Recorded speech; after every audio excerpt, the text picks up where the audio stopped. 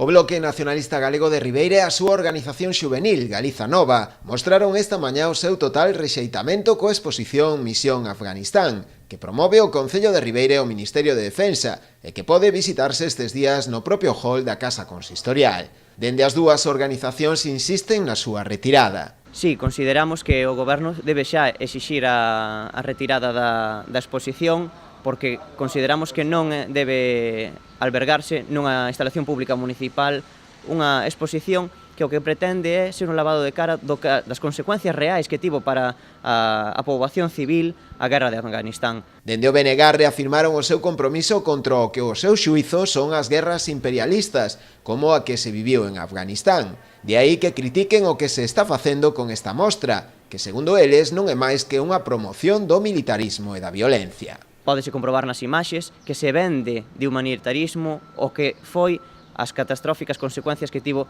para a poboación civil a guerra de Afganistán, que tivo como principal promotor aos Estados Unidos, co amparo tamén, temos que dicilo, do Estado español, onde xa lle enviou máis de 20.000 soldados ao longo da súa historia. Entón, polo tanto, consideramos que o Goberno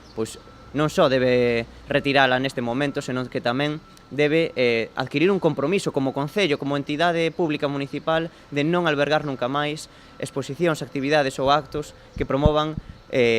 o odio e a violencia ou o militarismo. Fontes do Concello consultadas por esta redacción informaron que o que se mostra nesta exposición, que xa percorreu anteriormente multitude de localidades de toda España, é ensinar os labores humanitarios que fixo o exército español baixo o mando da ONU. A decisión de traela a Ribeira xurdiu da petición doutra administración pública, neste caso o Goberno do Estado, a través do seu Ministerio de Defensa. Dende o Concello apuntan a que unha vez máis a postura do BNG demostra a súa animadversión cara a algunhas das institucións que compoñen o Estado de Dereito. Esta exposición é precisamente el imaginarse